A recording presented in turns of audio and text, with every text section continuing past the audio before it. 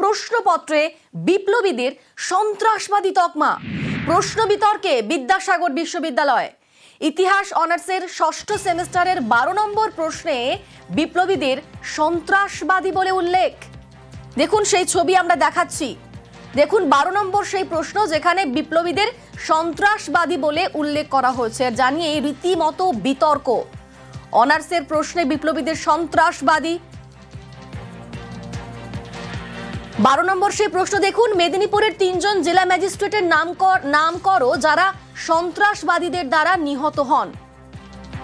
দেখুন সেই ছবি আমরা দেখাচ্ছি। আর এই প্রশ্ন সামনে আসতে রীতিমতো বিতর্ক দানা বেঁধেছে। একটা এত বড় ভুল কিভাবে হতে পারে? প্রশ্নপত্রে বিপ্লবীদের সন্ত্রাসবাদী তকমা। আমাদের সঙ্গে এই মুহূর্তে সরাসরি রয়েছেন প্রতিনিধি শোভন। শোভন, প্রশ্নপত্রে একটা এত বড় ভুল কি করে হতে পারলো? দেখো, সেই প্রশ্নই কিন্তু তুলেছেন যারা ইতিহাসবিদ রয়েছেন, যারা শিক্ষানুরাগী ব্যক্তি রয়েছেন এবং যারা মূলত বিপ্লবীদের পরিবারের সদস্য রয়েছেন, তারা কিন্তু সেই প্রশ্নই তুলেছেন যে যেইখানে এই ঘটনা ঘটেছে, অর্থাৎ যে ইতিহাসের যে প্রশ্নের বিতর্কের সৃষ্টি হয়েছে, যে প্রশ্ন করা হয়েছিল, সেই প্রশ্নের যে ঘটনা, সেই ঘটনা কিন্তু এই মেদিনীপুরের বুকেই ঘটেছিল। তাহলে সেই মেদিনীপুরের বুকে একটা ইতিহাসকে এভাবে বিকৃত করা হলো কিভাবে, বা এইভাবে প্রশ্ন ভুল কি করে ছাত্রছাত্রীদের দেওয়া হলো, সেই প্রশ্নই কিন্তু তোলা হয়েছে মেদিনীপুরে। তা নিয়ে কিন্তু নিন্দার ঝড় উঠেছে। যদিও বিদ্যাসাগর বিশ্ববিদ্যালয় কর্তৃপক্ষ এ নিয়ে বলেছেন যে তারা খতিয়ে দেখছেন বিষয়টি কিভাবে এই ভুল হয়েছে। তবে প্রশ্ন একটাই উঠছে যে এত বড় ইতিহাসের যে একটা ঘটনা, সেটাকে কিভাবে এত বড় ভুল হতে পারে বিদ্যাসাগর বিশ্ববিদ্যালয়ে, যেখানে ইতিহাসের মতো একটা বিষয়, যেখানে মেদিনীপুরেই এই ঘটনা ঘটেছিল 1930 থেকে 32 সালে, যেখানে 3 জন জেলা শাসককে যারা স্বাধীনতা সংগ্রামী ছিলেন, তৎকালীন বিপ্লবী যারা ছিলেন, তারা হত্যা করেছিলেন সেই অত্যাচারী জেলা শাসকদের।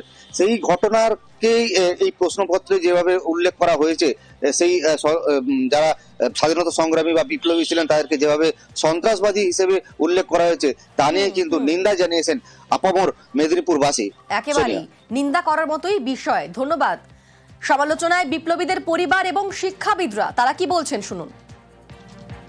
আমার বাবা দেশের জন্য প্রাণ দিচ্ছে, ঠিক আছে, ক্ষুদিরামকে তারা সন্ত্রাসবাদী বলছে।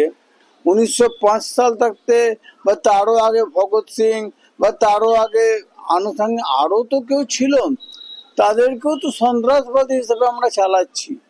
তাহলে আমরা ইতিহাসে কি শিখছি? আমাদের জেনারেশন কি শিখবে? বিমল দাসগুপ্তের ছেলে হিসেবে আমার খারাপ লেগেছে, আমি দেখেছি।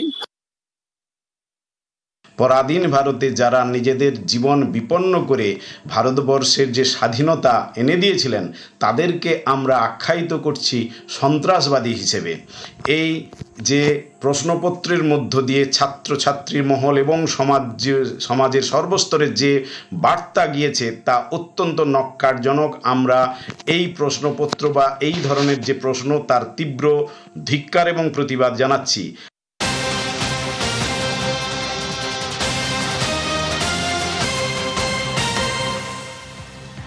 এই প্রশ্ন নিয়ে বিতর্কে এবার রিপোর্ট তলব। কার গাফিলতিতে বিপ্লবী বদলে সন্ত্রাসীবাদী? গাফিলতি চিহ্নিত করে 24 ঘন্টার মধ্যে রিপোর্ট তলব এবং আজ জরুরি বৈঠকে উপাচার্য। আমাদের সঙ্গে সোমরাজ রয়েছেন। সোমরাজ, কখন হবে সেই বৈঠক? কি কি খবর পাচ্ছি এই বৈঠক নিয়ে? ধরো, গতকালই ঘটনা নজরে আসার পর বিদ্যাসাগর বিশ্ববিদ্যালয়ের উপাচার্য দীপক কর তিনি লিখিতভাবে পরীক্ষা নিয়ামক এবং সহকারী পরীক্ষা নিয়ামকের রিপোর্ট চেয়েছেন। আজকের মধ্যে সেই রিপোর্ট জমা দেওয়ার কথা। মূলত কার গাফিলতিতে এই ঘটনা ঘটল সেই বিষয় সম্পর্কে জানাতে বলা হয়েছে।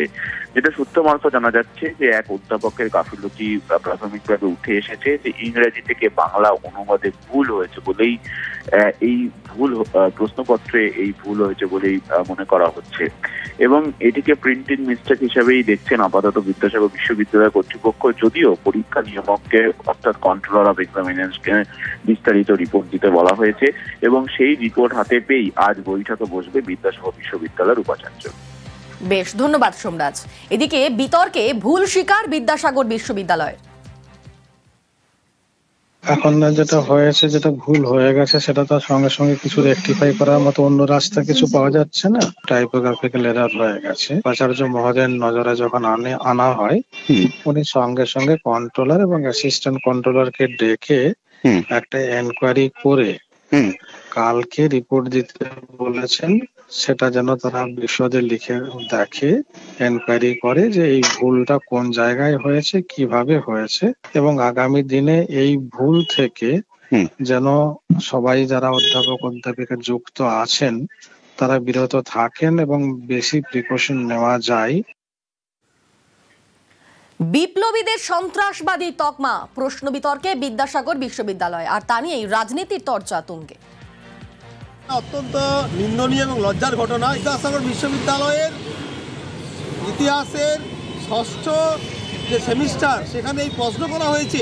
দৃষ্টান্তমূলক শাস্তি চাই, তদন্ত করে। দেশের জন্য প্রাণ দিয়েছে, তারা দেশপ্রেমিক। আমি লজ্জা পাই, আমি ঘৃণা করি, আমি ধিক্কার জানাই এই ধরনের যারা কাজ করেছে।